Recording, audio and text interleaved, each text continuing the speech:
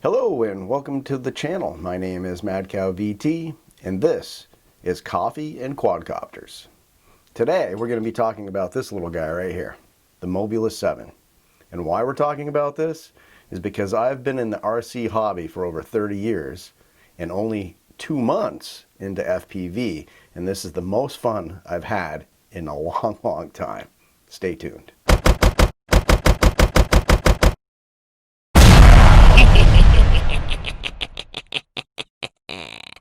Hello and welcome back. So we're talking about this little guy right here, the Mobula 7 today. And why I picked this is, well, it's a good topic because I think there's a million micro quads out there. And the choices are difficult. So when getting into this hobby, I would say if you have some sort of experience flying helicopters or airplanes and such, you may want to try something like a 2S Mobula 7, just for the fact that it's going to give you a little more gratification outside and a little more power. 1S is probably okay, but I've tried this on 1S and really I don't like it. So I did order a Mobula 6, which should be here next week, and we'll talk about that in a future episode of Coffee and Quadcopters. So the goal of these videos are just going to be rambling on about different things and being new over the last 2 months into the FPV hobby.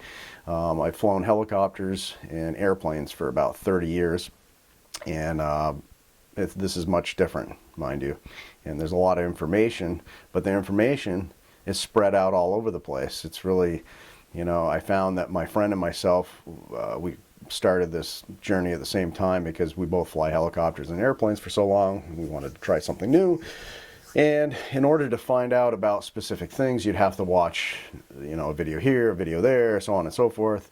And it was a little difficult, to be honest. And you know, we've been programming flybarless units and building helicopters from boxes of nuts and bolts for years. So so hopefully some of these videos will help somebody getting into the hobby a little quicker than you know, we did. So where do you start? I know that's a good question, and everybody's going to have their own opinion on that, but you know, if you have a little experience with any of this RC stuff, you may have some gear laying around, so you may have a good idea. But personally speaking, for you know, I'm a Spectrum guy.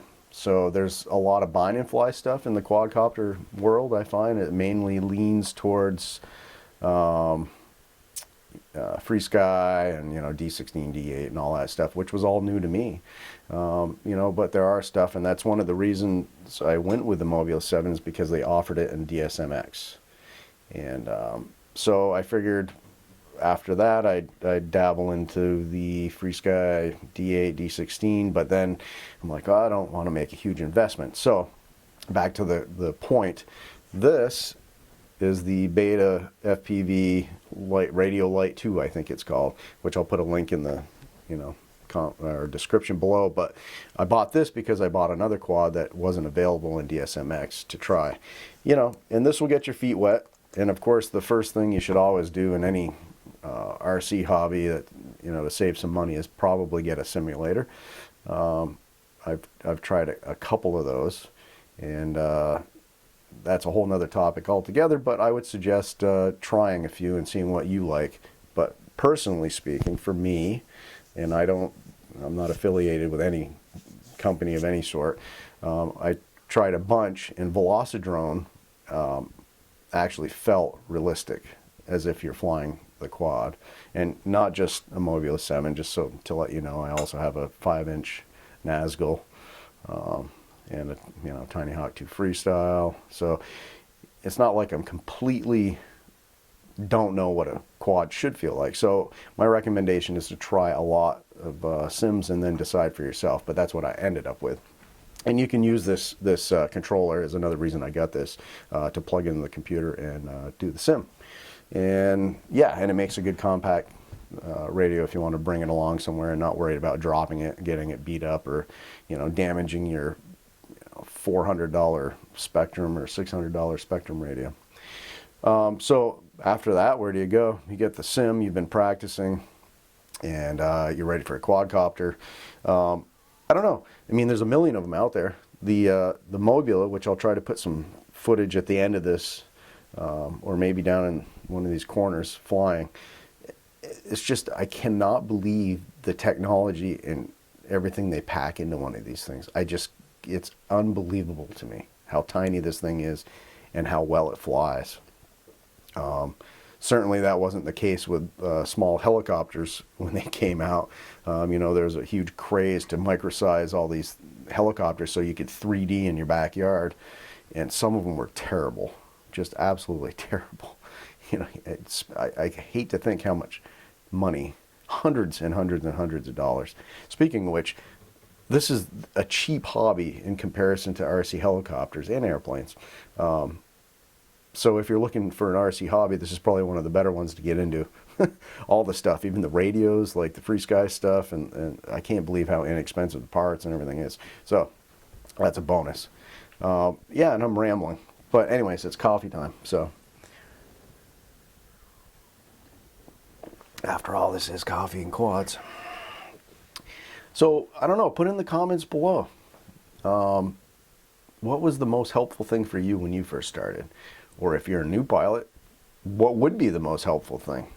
I mean, for me and my friend that just got into this over the course of 2 months, I think it was struggling with programming and, what does everything do in there? You could read documents and videos, but nothing was really, okay, if you want to accomplish this, this is the section you need to go, and this is why. Nobody does the whys. They always just say, okay, go do this, and that's what it does. They don't say, why does this? Like, for instance, rates in radios, or rates in general, I should say, in helicopters, and, well, I should say mostly in helicopters and airplanes, your rates you adjust in the radio.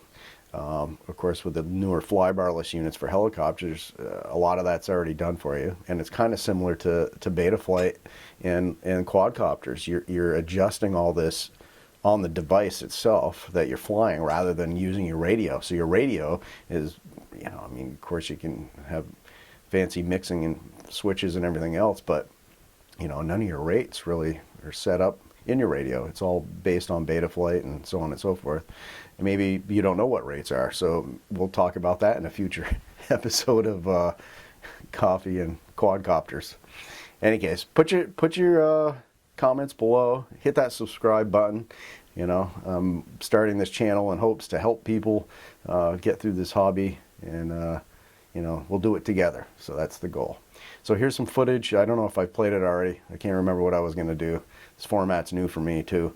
But in any case, hit that subscribe button and leave your comments below and let me know what your thoughts are about when you were new, or if you're new, what would be the best, or what your questions are, what would you want to know, and maybe I can help. So, all right, thanks for now. We'll catch you on the next one.